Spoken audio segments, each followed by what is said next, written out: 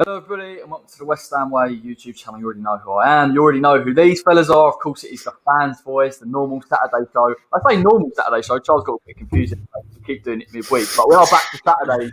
We're going to talk a little bit about that Palace game, the result. Obviously that Sebastien Haller won the goal and obviously start to preview the big London derby on Monday night against Fat Frank. So lads, what are your thoughts about that Palace game? You know, we've had a couple of days to kind of sleep on things. How did you feel about the performance? How did you feel about that goal?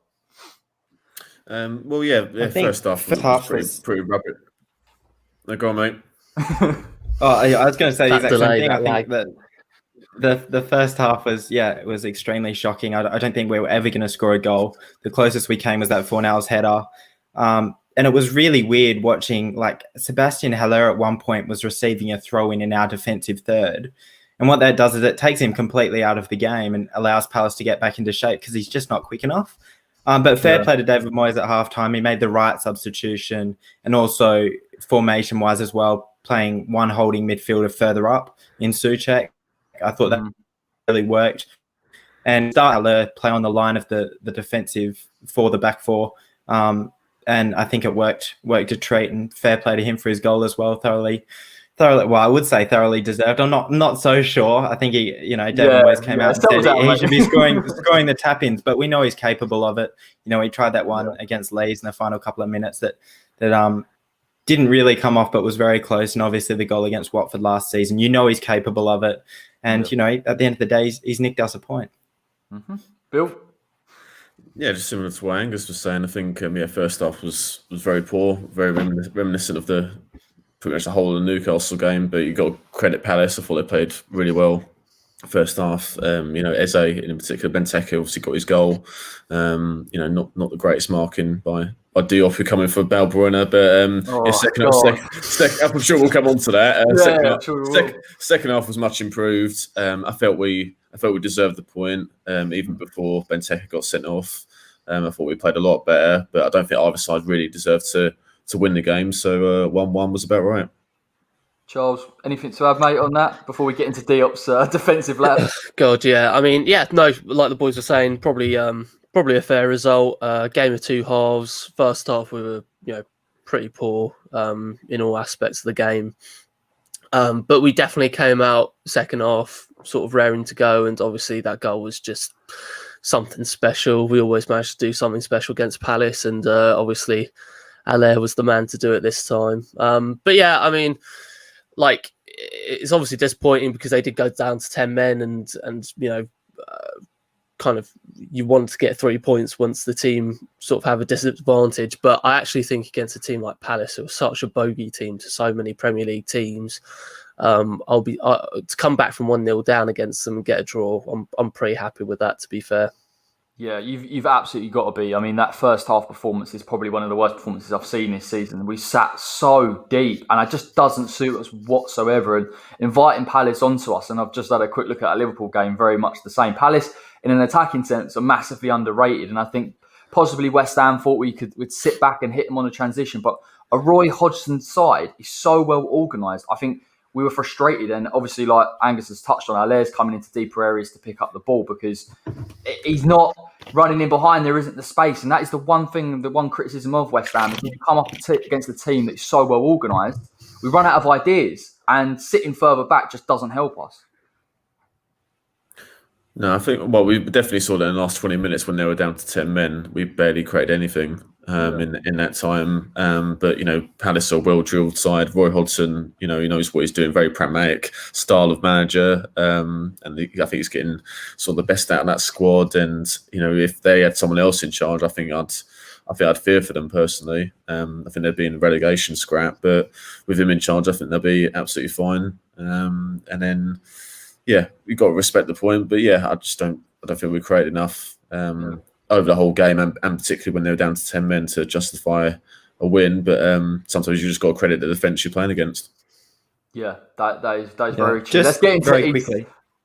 Go for it before I get into Diop. This lag. What can you do? I was just going to say very quickly. I think the Benteke sending off, I think that pretty much secured the draw for us. I don't think we were ever going to steal anything from that game after that.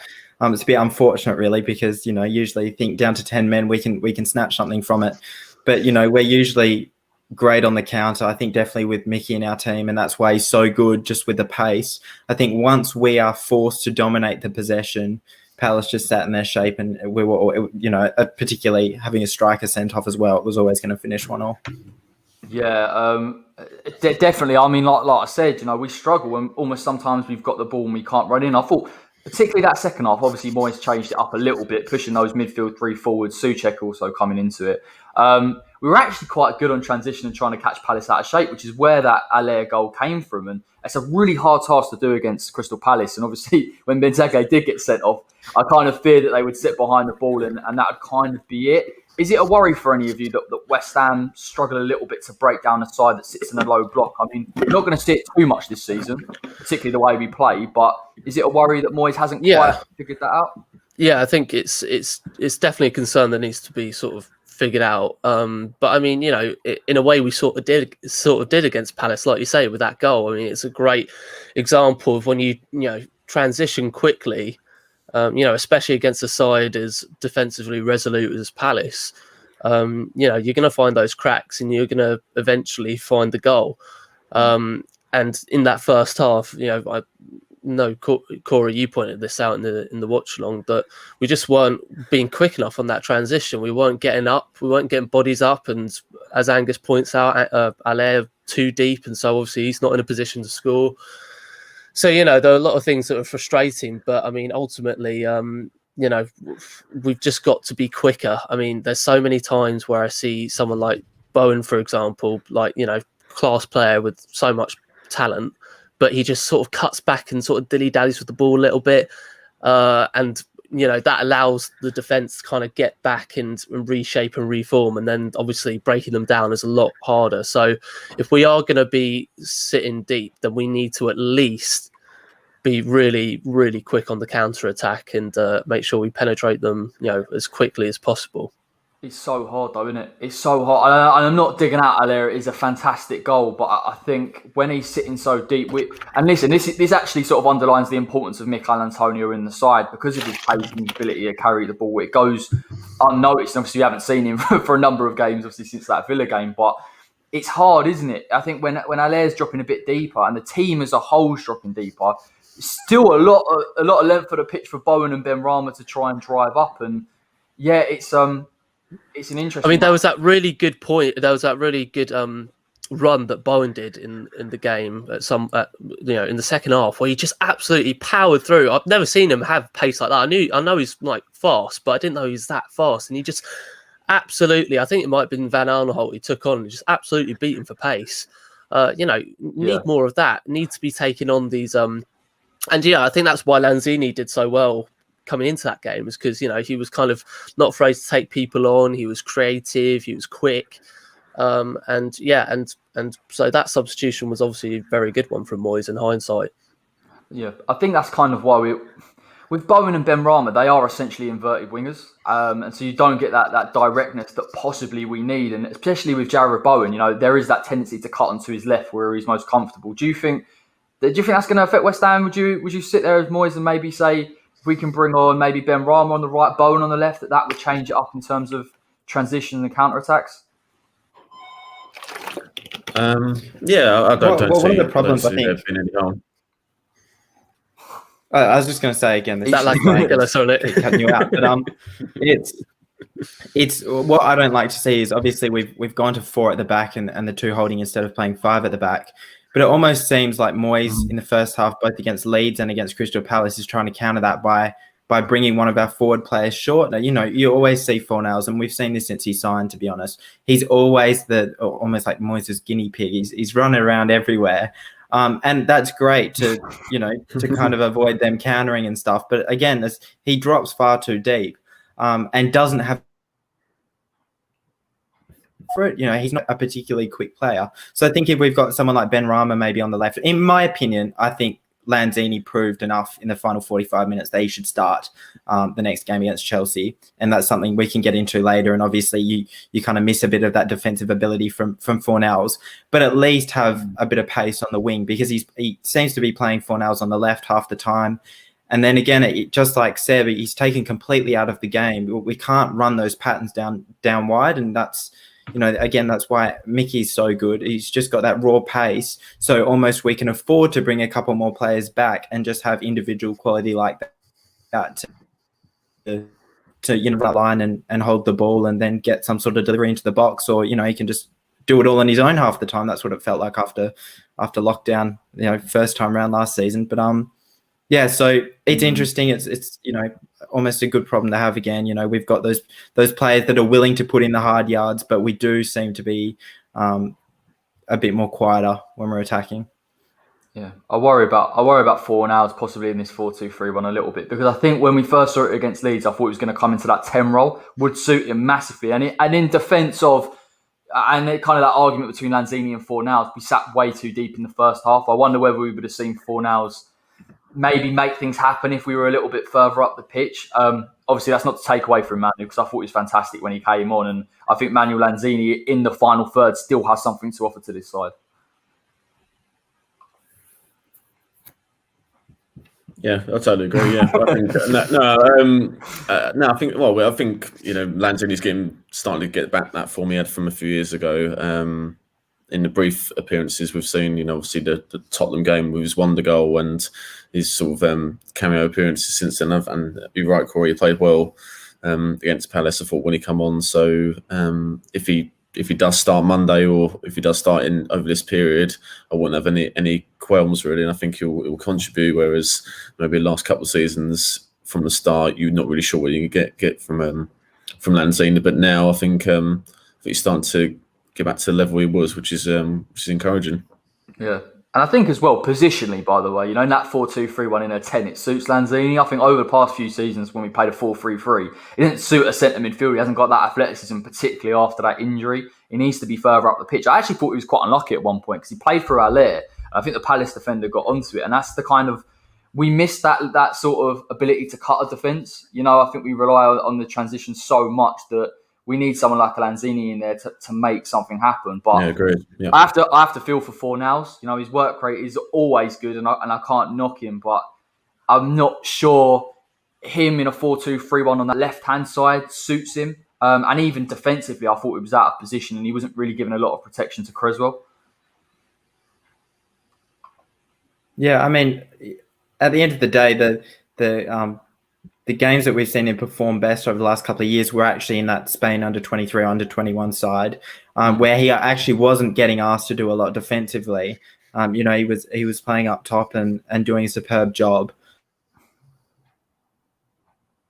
So at the end of the day, his role is to create chances, and a lot is getting asked of him defensively. And his work ethic is you can't fault it, but it's hard to kind of justify having another defensive player playing in an attacking position when we've already got, 4 at the back with 2 holding. We do need someone, in my opinion, like Manu, and a greater job has to be done by the 2 holding players, who are superb players and have locked it down for us, flawlessly for, Souček now, a season, and Rice has done it for a couple of years. So yeah, no, definitely. Let's get into Issa Diop. Come on, elephant in the room here. I've got to be honest. Some of the things he was doing in that first half had me on tenterhooks, particularly for the Benteke goal. I mean, positionally, he was a little bit off anyway, and we were sitting back and inviting pressure. But I can't understand how he's let Benteke run across him. He's seen the run of him, and Benteke's just got the header on him. I mean, lads, is that a concern? I think that is something in Issa Diop's play. Particularly against Chelsea with the likes of Werner, Havertz, Mount making late runs. Is that something that concerns you? Giroud, yeah. I mean, look, I think Diop's got a lot of potential, but as we've seen since he joined the club, and particularly last season, he has got a mistake in him. Me and Charles talked about the Brighton game earlier this year, the 3-3. It was a mistake for I think Brighton's second goal, I think it was. And Charles remembers that. Still scarred. So as I say, I think he's got potential to get a lot better, Diop, but he's coming back. He's been out the side, and rightly so was Balbuena and Ogbonna and Cresswell's are free. And Balbuena and Ogbonna are 2 been doing very well recently. I think it just looked really short of match fitness as we saw in the first half. I think it was better second half, but you can't give Benteke or any striker who's good at heading a yard or two to run onto the ball. Especially as you say, Corey saw him and he just didn't react properly. So it was a poor goal to concede. We saw it earlier in the game as well. Their first chance was the Benteke miss, where he's literally ball watching as the ball comes over him, and he essentially allows Benteke a jumping platform.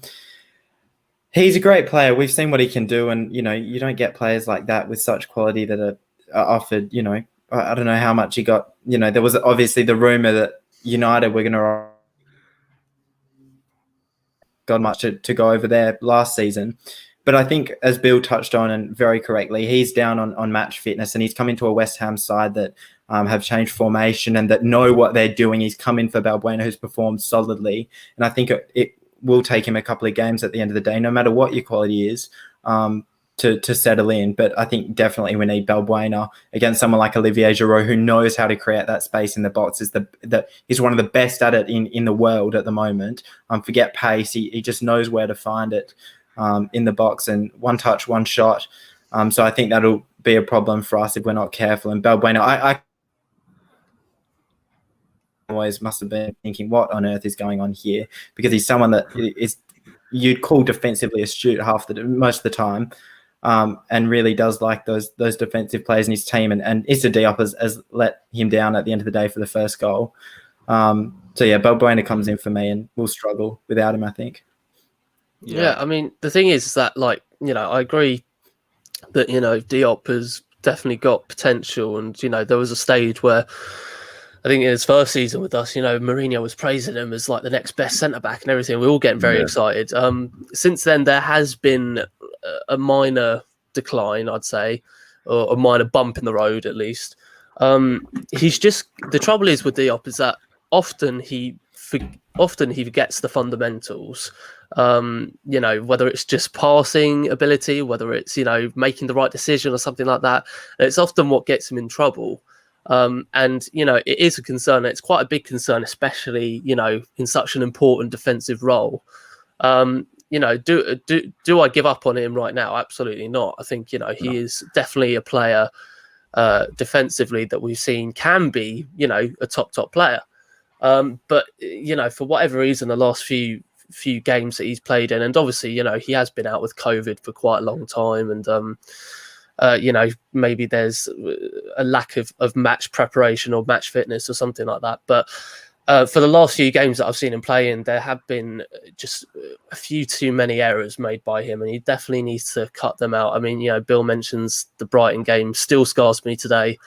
Watching that game with my Brighton mates, it was just awful. But I think realistically, I actually think he probably will start against Chelsea again, just because I don't fully know whether Balbuena is going to recover in time. I don't think he's fit. I don't think he is. I hope he has a better game. I really do. I want him to succeed, but that goal you could see clear as day. I mean, Corey, you could have made a watch along highlights of all the times we absolutely ripped into Diop. That's how many times he kind of messed up for us. Unfortunately, he was out of position on many occasions as well. Let's not forget that. At one point, he was sucked in by a striker, left a load of space behind him. These are defensive fundamentals that he needs to get right, especially at that level. But the problem is like you see for some of the chances that Palace has created, obviously Diop's gone to try and win the ball. And in a back four, you have to be disciplined, particularly with the two centre-backs. And I think we saw in that first half, Declan almost slotting in to try and pick up the ball to give him a little bit of cover. And obviously that's forced us back as a team. And we can't really afford that. And I think probably I was very, very critical of Balbuena for a long period of time. But I actually thought against Manchester United and against Leeds, his ability to win the ball in the press was actually quite good. And I think that partnership that he's developed with Ogbonna clearly is something that if we can get him back in the side against Chelsea, it's going to be crucial. I worry Diop gets pulled out of position. And like Angus has said, Giroud obviously has that movement, but Timo Werner makes these deep runs. And if he doesn't get picked up and he gets that space, he can be lethal. So it is a concern for me. But caveat in all of it, I thought he was okay in the second half, actually, to be fair. I thought West Ham pushed up, less pressure on him. Maybe he's feeling that. Maybe it is a confidence thing. One more thing very quickly on the goal as well. In the build up to it, Cresswell's tried to take the Fornals is kind of committed, and Cresswell's been solid for us, so I'm not going to call him out or anything. But what it did result in is their winger having far too much time to whip that ball into the box. You can actually see him look up for a couple of seconds. And Roy Hodgson, when you watch his reaction, he almost thinks the ball's in the back of the net before the cross comes in, because he's had far too much time. And it's Premier League football at the end of the day. But yeah, I thought he was better in the second half, and obviously, as we've touched on, he's got the quality. He just needs to show it. We're all out of position for that goal, to be fair. I mean, Andros Townsend had about 10 seconds, a whole 10 seconds to cross that ball into Benteke. So, Well, that's the thing. I mean, it's I can't blame Cresswell either, because I actually think the biggest criticism I've ever had of him is him trying to push up too far when we played the back four. So he has sat off him. And I guess in a 3-4-3, he has Fornals there to try and push that right back out, and maybe that cross doesn't get in. So for me, it's just the Diop position for it is horrific. I think Chelsea as well, from what I've seen, Reece James, Chilwell have got fantastic delivery. That would also concern me if we don't go out to try and push them. So I'm hoping Moyes goes back to a low block. I'm not convinced we're going to see the 3-4-3 or the 5-4-1, but we might need to for this game. Now, someone that we haven't mentioned that was absolutely fantastic on a positive note was Vladimir Coufal. How good was Vladimir Coufal? Completely. And since he's come into the side, normally with some players that come over, there's that period of adaptation to the Premier League. He's fitted in perfectly, defensively and offensively. He's absolutely solid. No, yeah, it was brilliant. Absolutely brilliant. Easy man of the match against Palace. Defensively, I thought he was very good. He kept Wilfried Zaha very quiet. Zaha's obviously their best player, and he kept him quiet. And going forward, he was excellent with his surging forward runs. His crossing was great, and obviously got the assist for Haller's goal. And his run down the right from playing from the back, and that helps out the goal up. So it was awesome. Do you concur, lads? Yeah, I think Dennis touched on it in the game while we were talking about it. How much did we sign him for? Apparently, it's 5. But yeah. I heard it's in instalments, not even to have a joke about it. Like, of course it is. You didn't even have to say it. We already knew it was in instalments. To put it in context, apparently it was 1.8 up front. So when you actually look at it like that, that is ridiculous for a player of that quality. Yeah. And Dennis touched on it. He said, for someone worth $5 million, what a signing. To be fair, I think we could have paid like 30 for him, and I don't think he's really had a chance that he's 90, because so self-assured defending. He dealt with Zaha perfectly, and attacking as well. He's got that option, whips a beautiful ball in. Got the assist against Leeds for the second goal, if I'm correct.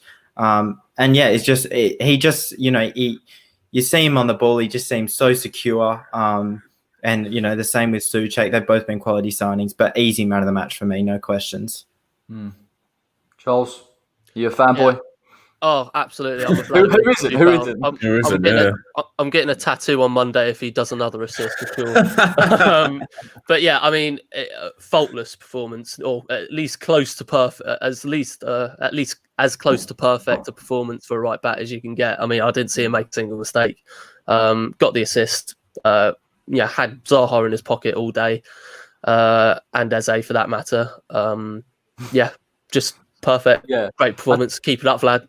I'll tell you what impresses me about him actually is the fact that he can play right wing back and he can play right back, and there isn't really too much tailing off in terms of his positioning. And we talk about versatility, and obviously we've been linked with Zinchenko this morning, who is another versatile player, but those players are invaluable, and I just feel like that right back area for so long was a real problem with Fredericks. I know he had recovery pace, but positionally he was so off. And Coufal, I mean, he's come in, shored it up. Our back four, probably one of our weakest areas last season, is actually now looking quite tidy. Yeah, it's encouraging for sure. I mean, somehow David Golden Sullivan have found enough money, have found that £5 million we desperately needed, and put it on a really, really solid right back. But I just think, to be fair, that right back position, as you say, Corey, was it was a position of need for such a long time. For us, and now it feels like one of our more stable positions now. So, I mean, credit where it's due for getting him in on such a low fee to shore up that position for sure. Yeah, and listen, as it is silly season, before we get to the Chelsea game, let's talk about the transfer window. It always does my head in because it means I've got to prepare content that I'm never expecting. But listen, Mikel Antonio signs that contract yesterday. We had a discussion a few weeks ago regarding the length of it. I believe it's a 3-year deal, probably more of a 2-year deal in fairness once we tick over into 21. I just want to know your thoughts on that, lads. Do you think that's a sensible choice? Do you back him to stay relatively injury free, or do you think there may be a tail off towards the end of the contract? Who knows? I think who knows. It's a guessing game. But in terms of quality, I think he can deliver for us for the next 3 years. He's smashed it out of the park. Coming from non-league as well, his background is, one where he's really had to fight for everything in his footballing career. And he's literally come and he's torn it up. And so many people saying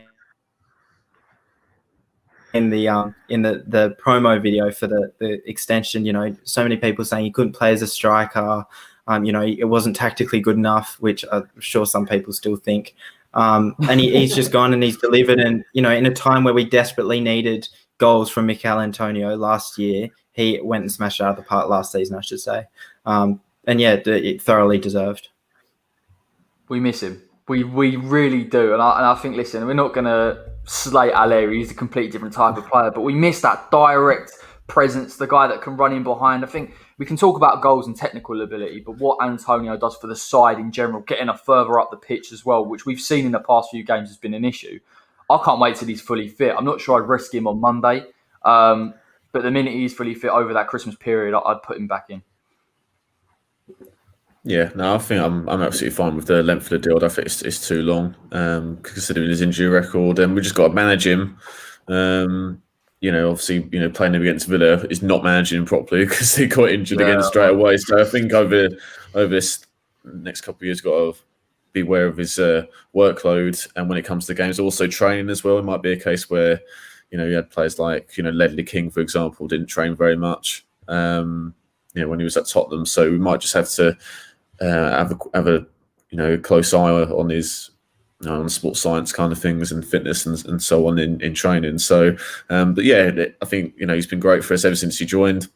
He had a couple of years ago we had a spell out the side, and I think X on the podcast was saying there were problems which he hasn't mentioned, but it's ever since he's come back from that, he's been great. So obviously, hopefully we can get a couple more years of really good performances from him. And Charles, thoughts on Mickey? Yeah, very happy. We needed to get that done. So another 2.5 years left or whatever. Very happy with that. The only real concern is, I think, as has been brought up many times, is his injury record. And I think what it does, at least kind of keep in the back of my mind, is the fact that we do still need to look for another striker, whether that be in January or whether it be further down the line, because I wouldn't say he's a sustainable choice. What I'd say is a very good choice to have in your striking ranks when he's fit. But injury sustainability, especially as he gets older, he's in his 30s now. We certainly, I think we definitely need to look for another striker. I'm hoping Haller's going to kick on and score even more goals for us. But you can't. I don't think it's satisfactory to have two strikers, one of which who gets injured quite frequently. So I think strikers, I'm hoping that the owners don't think, oh, here we go, that's our striker sorted for the season or for the next couple of years. We definitely still need to sign another striker in my eyes. Yeah, it's worrying to a degree as well, because I saw Moyes talk about the way he spoke about Sebastien Haller, and he was saying essentially that he needs to start getting the goals while Mikel's out. So that would indicate that obviously Antonio is his first choice. I don't know if you lot would look at this, and I think some people have mentioned it online, the idea of maybe Antonio playing on the left-hand side of a 4-2-3-1 or possibly on that 3-4-3. Is that something you would consider, possibly playing Haller and Antonio in the same side? I wouldn't be against it. We saw it earlier in the year where it was Bowen, Antonio and Haller were playing as a free, and I think they linked up quite well. But obviously we've got Ben Rama now in the squad, so whether that would work or not remains to be seen. I wouldn't be against it. Wouldn't be against trying it, or even maybe not from the start, but maybe play a 4-4-2 if we're behind and we want to try and get an equaliser, playing both of them up front in a 2. I wouldn't be against it, but whether it would work from the start with the squad we've got now, whether it will work, I'm not sure. Yeah. Lads, thoughts on that? Antonio maybe playing in a different position other than a striker? Yeah, I mean, I don't think there's any reason why we can't play a 4-3-3 and have the 2 holding as Rice and Souček, the attacking mid as Ben Rama, and then you've got Antonio left, Haller up top, Bowen on the right. I think that would work. I also think the 4-4-2 would work. Obviously, there's been so many times over the last year and a half or whatever where we've been shouting pretty much for Antonio and Haller to start up top together. You know, we've tried it on a couple of occasions. It hasn't quite worked out. So I'm not really sure. I'm a bit in two minds about that. I think if the performance warranted a significant start them both up top. If not, play a 4-3-3 and then switch it in game if we're behind. But yeah, for sure, I think it could work. It's just that transition. Like we've mentioned about Fornals. I don't want to dig him out because I feel like I'm digging him out way too much recently. But it's that pace, isn't it? There's no getting away from it. It does hurt us. In either position, to be honest, we always sit there and say, can he carry the ball? Can he beat him, man? He can't. And Angus, like you said, for Spain under 23s, he needs to be in a position where he has almost no defensive responsibilities and he's allowed to pick the positions that he wants. And I'm not convinced in a David Moyes side that we can afford that type of player. He'll probably go and score a winner against Chelsea now. I've said that, but even so, I think bring it on. The league is so demanding of pace and physicality, and I think the only position you can play him in, maybe in other leagues you get away with it, maybe in a national team you get away with it. You see Giroud for France playing up top, and it works perfectly. When it comes to Chelsea, it hasn't worked over the last couple of years, and that's because the Premier League is so demanding of pace. You look at the top strikers, Aubameyang, maybe not so much this season, but over the last couple of years, a player like Jamie Vardy who just running behind. And I think it's the same on the left-hand side and the right-hand side. You need a player with pace. And only position you could play him in and he could really thrive in is centrally. And, then it's the run-off, the way off between Ben Rama and Fornals. But yeah, at the end of the day, you said you think you're digging into him too much. If his performance was good enough, it wouldn't warrant us digging into it. That's the reality of it. He's missed, as someone pointed out, he misses, a chance every game. And he's been unlucky, 100% he's been unlucky. And he's also played some incredibly good games for us and has been instrumental, especially when we're playing 5 at the back and he was dropping into midfield and then pushing up. Yeah. But yeah, it's kind of got to that where banned and you're looking for that attacking option, first half against Leeds, first half last game as well, where we didn't seem to be creating anything to grab that equaliser until we went in and changed things up. And I think maybe a couple of games on the bench and see if we can figure things out formation wise. Yeah, listen, it's going to take time, isn't it, to adapt to this new 4-2-3-1. Even I'm trying to get my head around it in terms of what Moyes wants to do and how it'll work. And I think one of those key factors was obviously Declan Rice and Souček. I know they sat very deep in that first half, and both against Leeds, where one sat a bit deeper and Souček supported the attack, and this, what happened with Palace in the second half, it helps West Ham massively. What are your thoughts on that in terms of that centre midfield pairing? Because against Chelsea, I'm not convinced we're going to be able to see Thomas Souček go in the advanced positions. But if we don't have that outlier to bring the ball up to the likes of Sebastien Haller, how can we actually hurt Chelsea? Do you know what I mean? Well, yeah. I mean, we've got to play similar to how we played the second half against Palace. We need to transition quickly. We need to get the ball up there quickly. And as Angus has said on many occasions, we need to get Haller up the pitch and we need to get up high, get up all together as a team, up higher in the into the opposition's area. To create those chances. I mean, the old saying is the best form of defence is attack, and that's what we got to do. We still got to attack against Chelsea. We know that they're capable, especially on the counter. They've got some very pacey players, very tricky players. But I think we should also take them on. I think there's a lot of defensive vulnerability there that we can take advantage of as well, especially.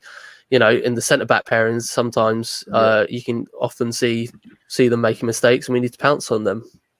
Yeah, it's let's get into this Chelsea game, lads. Sort of teased it for a while. Let's get into it. Listen, I've done that homework on them. They are they're a strange side. Obviously, Frank's trying to get the right system to play with the players that he's got, and they've obviously got a lot of attacking talent, as we've discussed, chopping and changing. But like you said, Charles, one of the interesting things about Chelsea is when they split their centre-backs, and a few times this season against Southampton, I think the other day as well against Leeds, they got caught. They got caught with movement. And you look at that position, the striker needs to make that run. Do you think we'll see Haller? I know he's not lightning quick, but I think if we win that ball high up the pitch and he can make that movement, I think we can hurt Chelsea. I think we're still yet to see necessarily, him creating space for others to work into or space for himself, and then just that one-touch shot. He used to be pulling off things in the box, and it's almost that one-touch finish, and the ball just happens to fall to him. Or against Wolves, where it was a beautiful cross from Masawaka, and he's just put his head on it. And I think going back to what Charles was saying, I think it'll help, especially if Giroud starts up top. Obviously, they've got the pace on the wings, and that's the frustrating thing about playing a team like Chelsea.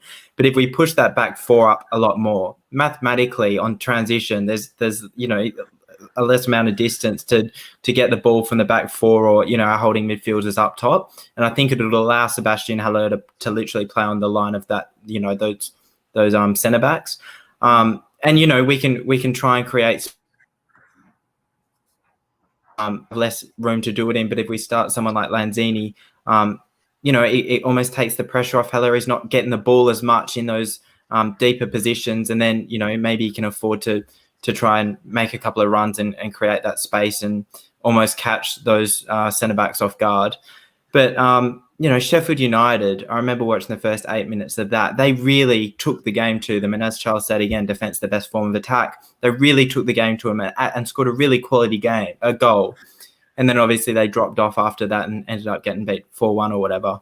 But I do think we definitely have to start with intent.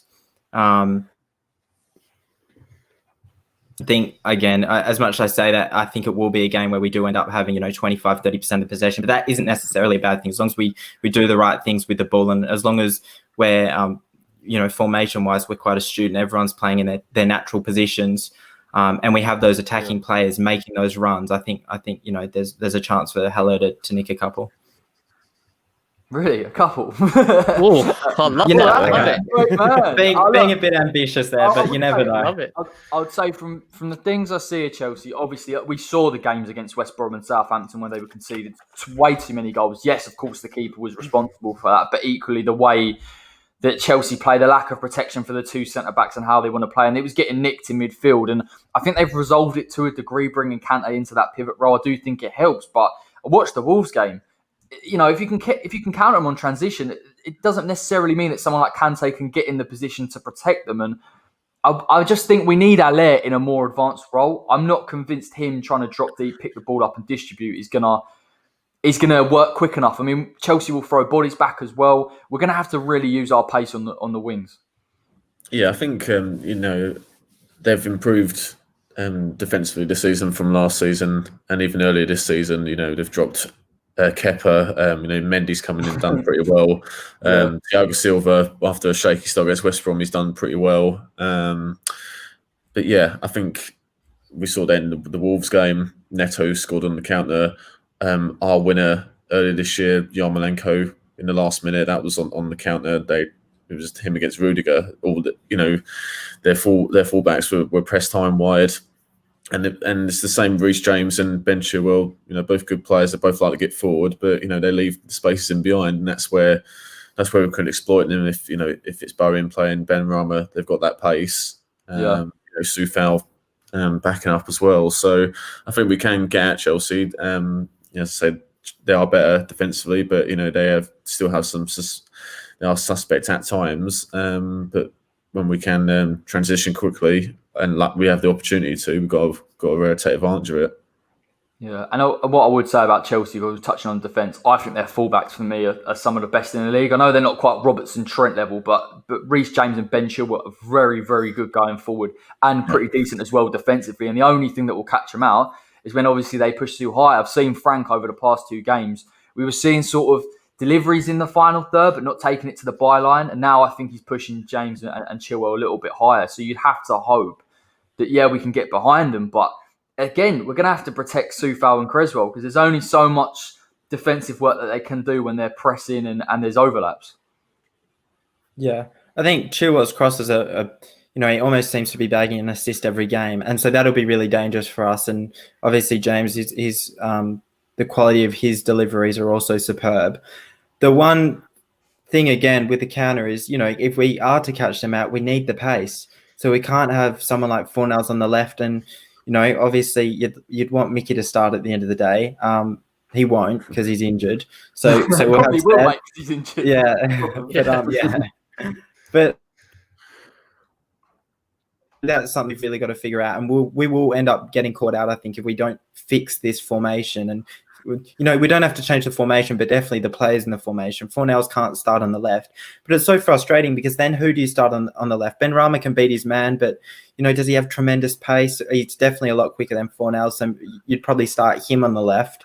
Bowen on the right is a no-brainer, but I think someone like Ryan Fredericks, I kind of touched on it, and it was a bit half-hearted when I said maybe he should come on second half against Palace, but maybe push him onto the wing over a couple, where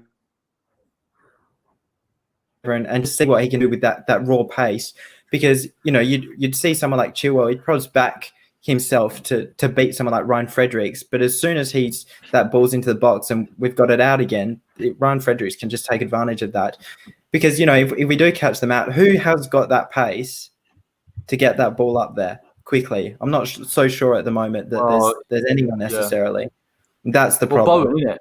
Bowen is the one you look at. I have to say that obviously the directness of him and his pace that we don't really...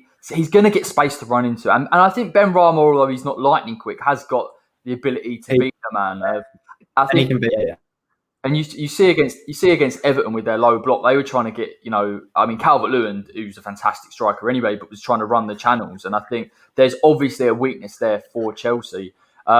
I just worry about Haller. I just really do worry about Haller a little bit. I don't know if we're going to get to half-time in this Chelsea game and he's not affecting the game, and obviously we're pinned back a little bit and he's not making the right movement. Do you know what I mean? I don't know if anyone feels 100%. Exactly, 100%. I think the thing with the Palace game, I think the thing that kind of stuck out in a lot of people's minds is that you give Haller the service and he will come through with it, come through for you, He'll miss chances, but, he will score them as well.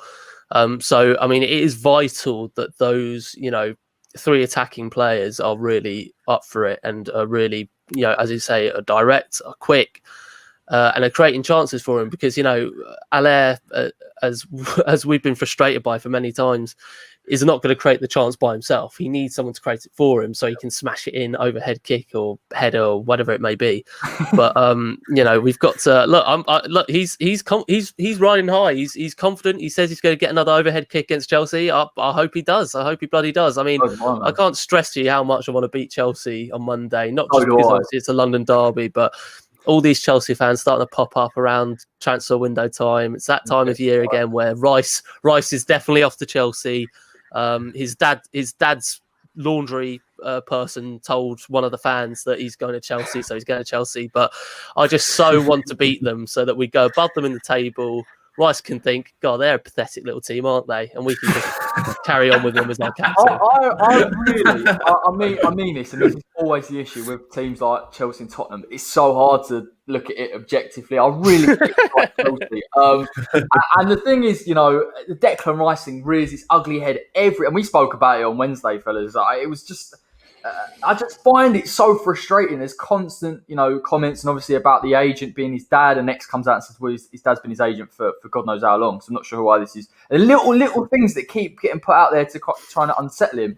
We spoke about it. Bill, you can come in on it. Is it imperative that West Ham now offer him that lucrative contract, make him one of the highest earners at the club, and keep him around at least until the summer? Oh yeah. No, it'd be crazy if we didn't offer.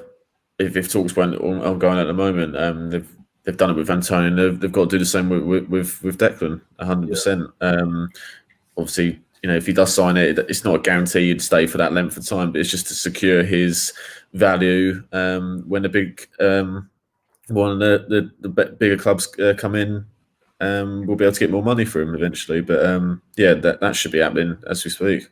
I want to play devil's advocate with this because I look at Chelsea, right, and obviously they play Kante in that holding role, and you hear these whispers that Chelsea want to go all out for him in January. I don't understand where, as good a player as I think Declan is, I surely don't think that Lampard's going to spend 80 mil on him to displace Kante. It just seems a bit odd. Do you think he's going to play him in a defensive midfield role if he wants him there? Do you think he's looking at centre back as a long-term option for him?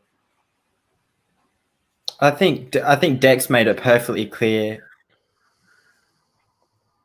he only wants to play in midfield. Out a couple of weeks ago and said that is his preferred position. In terms of playing him, I saw a couple of Chelsea fans saying, "Oh, it'd be great on the bench," and great to come off the bench. And you just look at it and think, "What on earth?" They obviously haven't watched him enough. But I guess if there's anything that is the one positive for us, maybe, is they've got someone like Kante who won't take starting on the bench. And so when they're trying to sell it to Dec, if they are, which they probably are, where is that position? They play holding, and then someone like Werner sits on the bench, and it almost seems already like Frank signed Timo Werner and doesn't know what to do with him because Giroud's performing. So he's chucked him on the left, and whatever, just play a bit over there, and you got Pulisic. So at the end of the day, they've got more than 11 quality players that deserve to start actually in that squad. And I think the one thing that could help us is them not knowing where to play Dec.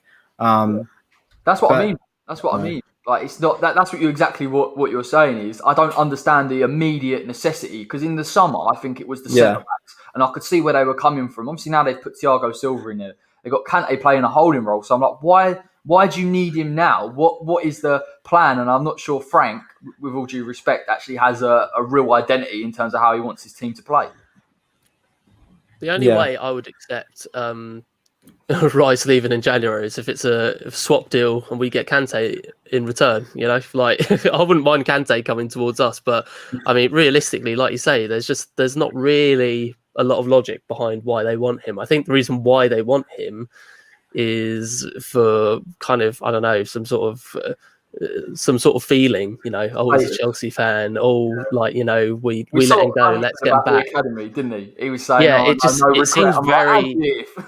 There doesn't seem a lot of from a standpoint of his talent. Obviously, there's a lot of talent there, but let's not forget a lot of that talent was developed and harnessed by West Ham. And who knows what happens at Chelsea? He might drop off. You never know. So I think it's not only is it a big decision for him, it's a massive risk as well, because there is an uncertainty if he makes that move to Chelsea. I'm going to go. I just want to rant a little bit because go for it, man. I saw Lampard's press conference yesterday, and he was asked about whether Chelsea regretted letting Rice go, and I was fuming with Lampard's response, because it was basically saying, "Oh no, I wouldn't say we regret it."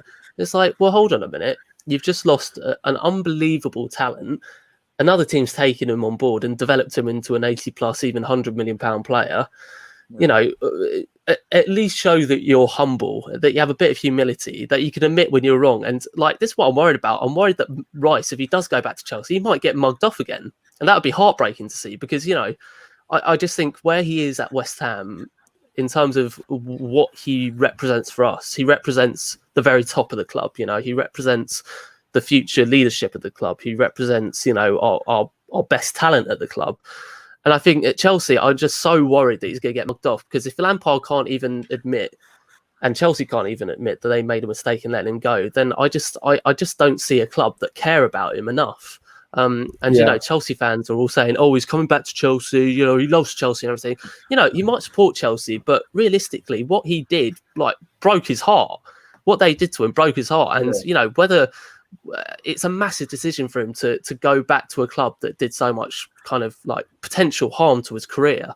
Ball's in his court, of course, but I mean, I really, the optimistic part of me thinks that we're going to keep him. He's going to be a captain. We're going to win 5 back-to-back Premier Leagues. It's all going to be dandy, but in the real harsh world of football, it could go either way. Yeah, I think. Very quickly, I think there's 2 key points in that. The first one is hopefully Dex looked at what Frank Lampard said yesterday and shifted the ball maybe slightly back into our court, because I think you would be looking at that and thinking, what the hell, you've released me. I'm one of the best defensive mids now in England, or the best defensive mid. So a big FU. And the other thing is, and you touched on this, and this was the final point, I think he should realise that, and I think everyone does realise that his value to us, not financially, just as Chelsea Football Club. And I hope he realises that. I hope he realises that he could be, the squad captain. He's already an in-game captain, but the squad captain of this football club in, potentially next year, be our highest paid player. And so, in my opinion, give him the contract, let him sign it. And as Rio Ferdinand said for Ollie, let him put whatever numbers he wants on it. But obviously, then we go back to the board, and that's not even a conversation we should get into. But I think keeping Deck in January is would be our biggest achievement. And I think a transfer window which sees us keep Josh. But yeah, he's a tremendous player, and I hope he stays at the club. Yeah, obviously. Yeah, well, as we all do. But just to sort of finish on that, I think, the fact that Lampard's coming out and saying, "Oh, we don't regret it." I'm like, well, why are you trying to sign him then? Like, you have to concede some kind of ground. I know he had a history with West Ham fans, so possibly that's kind of what's influenced it. But fingers crossed we keep him. We're in a really healthy position. And like I said, you look at Chelsea, I think they've got so many players, they don't know what to do with them. And they don't have a system that they want to play. So you hope that Declan, as a footballer, as an intelligent footballer as we've seen, recognises that. And we see him in a West Ham shirt past January. I think we will, if I'm honest. One more thing very quickly. I just saw in the comments someone said Rice would fit United more than Chelsea, blah, blah, blah. Yeah. I think if we fend off... Well, I think they can't even fit Donny van der Beek into their team at the moment. Yeah. Because Ollie loves McTominay. He wants to play Fred and all of that. So I genuinely think...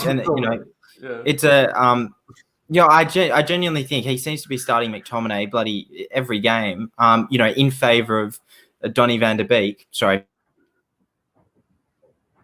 Donny van der Beek. They've also got, so many attacking options, and, they've got those CDMs as well. I think if we manage to fend off the Chelsea interest, I think for the near future, for the next season and a half, I think that could be good for us, because I don't think any other club will come in for him and put a reasonable offer on the table and him actually want to leave.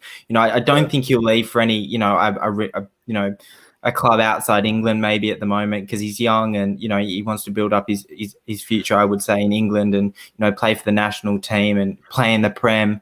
And then you've got, you've got these other clubs that have almost got that dynamic to the moment. Liverpool have, Fabinho and Hendo. City have Fernandinho, and it's a conversation for another day. But I think Chelsea is the main one there, and we just have to fend them off for as long as we can. And I don't think it's not like he's got 6 clubs coming for him. It's just Chelsea all the time at the moment. Yeah. Well, there is that United interest, but I don't want to talk about it too much. Listen, I don't think he's going to United, though. No, I don't think he's going to United either. I think United are probably desperate to still sign Jadon Sancho by the sounds of it. Whether they'll do that or not is another question. We're not a United channel, so we'll move on. Chelsea. Let's talk about Chelsea's attacking talent, because, like I said, I do feel that Lampard's not quite convinced on how he's going to play them, but Timo Werner, Kai Havertz has obviously had a downturn in form. Olivier Giroud's now coming to the side instead of Abraham, which seems like a bit of an inspired change. Thoughts, lads, generally on Chelsea's attacking talent, and whether you think they're going to cause West Ham some issues on Monday? Yeah, I mean, they've got plenty of talent. It's just, Lampard struggled really, especially at the start of the season, to fit them all in and what combinations to play, etc. But throughout their attacking three, and you've got Mount in midfield as well. They've got threats all over the pitch, so we've got to be wary of their attacking players, but also set pieces as well. They've been a threat. Kurt Zuma's their joint top scorer with four goals. So nightmare from those corners, mate. He's got a good old leap on him, Zuma. So I think we've got to be aware of them. But as I say, we can hurt them defensively as much as they've improved. They are suspect at times. So got plenty of attacking talent, and we've got to be on our game to keep them out. Yeah. I think it's more just like, also like you're saying, Bill. I think defensively, like, a lot of our goals, a lot of our recent goals that we've conceded have all just been individual errors, individual mistakes. We cut them out defensively. We've been really, really sound. And against the Chelsea attacking side that has been relatively on a downhill slope in terms of form, that's a good omen for us. We've just got to keep out those mistakes. And if Diop does start, then he's got to, we've definitely got to keep out those mistakes. But yeah, I think, Chelsea attack's good. Obviously, they're going to create chances, and obviously you've got wing backs who are dangerous as well and going to create chances. But I'm feeling relatively confident. Really, I don't know why I'm worried. I just feel like the way that Lampard's a little bit gun ho in that attack, and I think Mason Mount. I know he gets a bit of stick for being Gareth Southgate's sort of son, but he's actually a very, very good player. He is overall very talented, good dribbling, good passing, can hurt us from distance. They've lost the last 2 games as well, Chelsea. Don't forget that. Exactly, but I think that for me, that's the crucial thing. You see how Wolves play against them. You see how Everton play. The low block works. It frustrates them because, like Angus has said earlier, they don't have... Werner's playing, for me, as a neutral, too deep. So he's not hurting teams and trying to get in behind. Giroud doesn't have that pace. Got great movement as a striker, but not that direct pace. So you think that if West Ham play in that low block, we can frustrate them, getting Declan and Souček to sit a bit deeper. But then you sacrifice pushing Souček up to hurt Chelsea. So it is a bit of there is a risk involved in this game.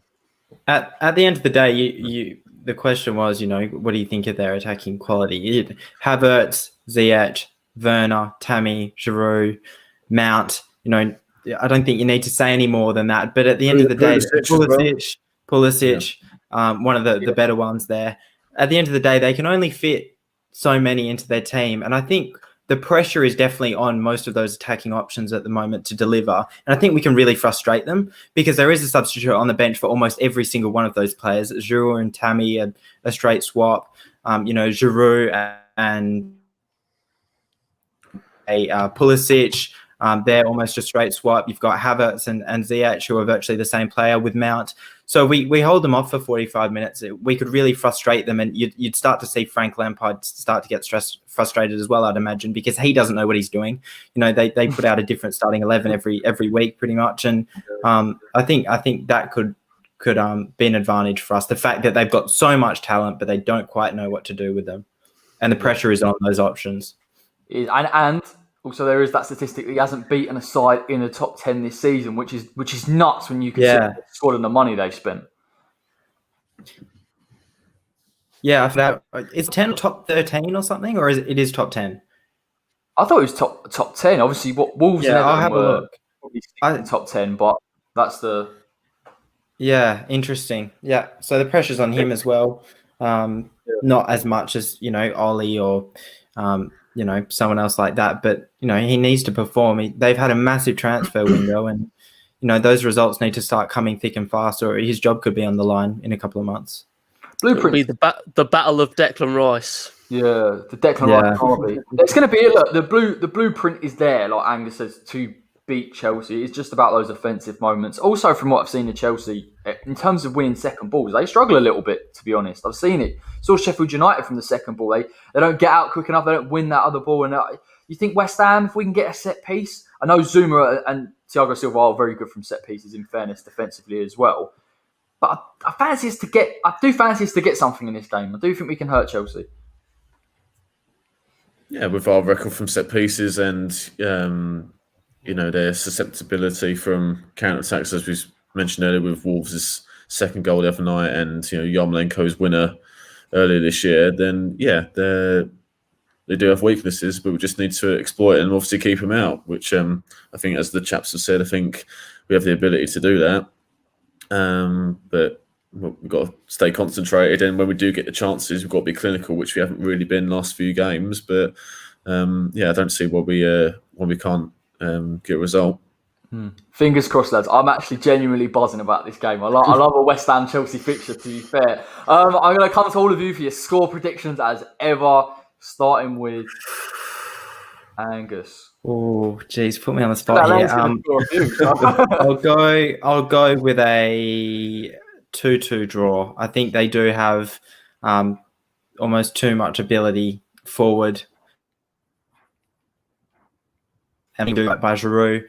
But then also, I think we do have a lot to prove up top. We haven't scored, 2 goals in. Oh well, obviously we got the 2 against Leeds, but we've been fairly quiet without Antonio. So I think the pressure is on, and I think we can deliver, and we'll steal 2 somewhere. Antonio with a bicycle kick. Bill?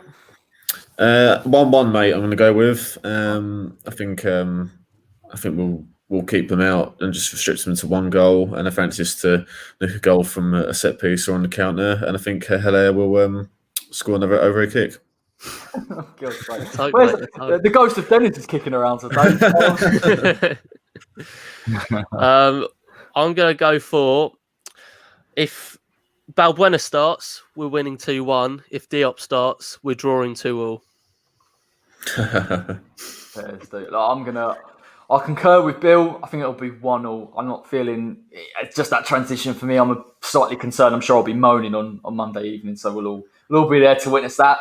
Again, thank you very much, lads. Everyone check out their socials as well. Cheers, of course, it is part of West Ham Twitter, so get on them. Great opinions there. Everyone that's watching now, if you haven't liked, first and foremost, why? And secondly, just drop the like now. It takes 5 seconds. Don't play around. If you're new and you've liked what you've seen today, subscribe to the West Ham Way YouTube channel. Predicted 11 coming out tonight. How we're going to beat Chelsea coming out tomorrow, and then the watch along. Corey, how close are we to 5K? I'm doing the outro. Sorry, how close are we to 5K though? I don't know. It was 14 last time I checked. So if you're sitting here going, I haven't subscribed, hurry up. I don't know what you're waiting around for. Do you know what I mean? There's loads to get on. And then this is going to be the last fan's voice, really, lads, until after those Brighton and Southampton games. So I'm sure loads is going to go on between now and then. A lot to talk about. We're going to have loads to talk about. It'll probably be a 2-hour one or something. Obviously, we've got Dennis's special Christmas quiz for all of you watching. Dennis, he's going to have the West Ham trivia on Tuesday evenings to join us for that. And that's it, lads. That's it. Fingers crossed we get one over Fat Frank. I'm on your irons. Right.